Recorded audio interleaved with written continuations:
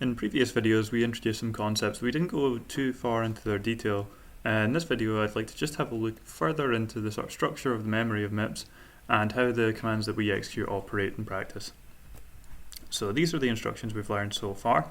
We haven't actually used divide or negate in any of the videos, but I would expect that you should be able to use them by now. They're very similar to multiply, subtract, add, so don't worry about them too much. So I mentioned in the first video that MIPS has a Loadstore architecture, but I never really told you what that means. What that means is that the instruction set is divided into two categories broadly. So we have the memory access commands. These are the loads, stores, moves, things like that, things that operate between registers to change their contents by swapping things, loading things into them, that sort of thing. And then we have the ALU operations. These are arithmetics, or add, subtract, multiply, divide, which only occur between the registers. Now this allows us to simplify the instruction set because we only have to worry about ALU performing on registers, not acting on memory. Some other instruction sets, for example Intel, are register memory architects, and that means that the ALU operations can be performed in memory as well as the registers. This might make it more powerful, but it can also make the instruction set more complex to deal with. I also mentioned Indianness, so I had a quick talk and I think I said erroneously that big endian is more popular, but actually little endian is more popular.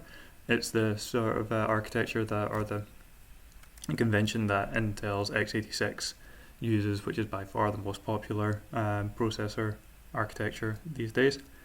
But what is endianness? Well, we know that a word is made up of 4 bytes, and we know that a register can only store 1 byte. So how do we interpret a word when we need 4 registers to make a word? Well, there's 2 conventions. The big endian is that the address at 10010000C is read as 778899AA, and that means we go from the bottom up. So big endian goes bottom to the top, whereas little endian, the word at that address would be AA998877 because we read from the top down. So either way, you're reading the 4 memory addresses starting from the one that you're given and the 3 above it. It's just whether you read from the one you're given to the top or from the top back down to the one you're given. Now, typically MIPS devices are big endian, but the Mars simulator uses a little endian convention. Now that might sound surprising or seem like a contradiction to you, but that's because Mars runs an Intel little endian architecture, and as I mentioned, Intel does tend to use little endian as its convention. Okay, so we've seen how we load words into memory. Now what I'd like you to look at here is, this is what the memory address really looks like. So you can see in the data segment there we've got B40 or B40 plus 4, we have 5 cafe. Now you're given addresses, but you'll notice that the addresses actually go up in 2 lots of 16. They don't go up 4 at a time because that we have the values to the right. So we have plus 0, that just means that 100100B00, we have something stored there, and then 4 registers along we have something stored there.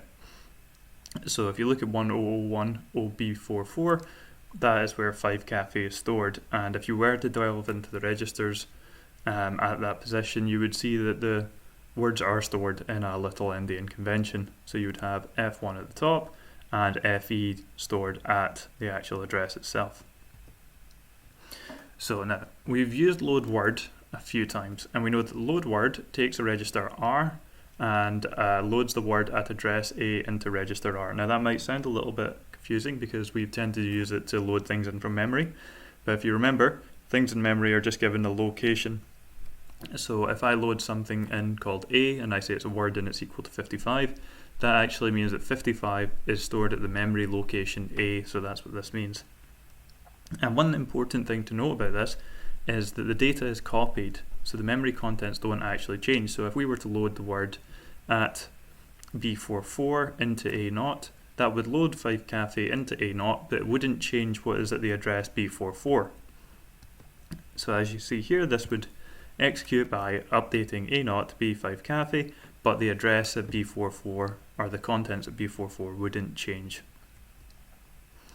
This is similar with storing words. So we've seen store word, and we know that this stores the word at register R into address A. So it's somewhat back to front, or you might find intuitively it's the wrong way around, at least I did. But it does a very similar thing. It just moves things between registers, and it does not change the contents of the one that it's moving from. So similar to load word, doesn't change the contents, the data is copied. So were we to load the immediate value into A1 of 4 coffees, and then we were to store the word at A1 into 101B44, what we would expect this to do is update A1 so that it stores 4 coffees, and then change 10010B44 to 4 coffees in a little endian format. And that would mean that we have 4C at B47, we have OF at B46, and so on and so on. So let's see what happens when we execute this. Well, as we would expect, A1, there's no surprises there, that's just storing 4 coffees, so that's good.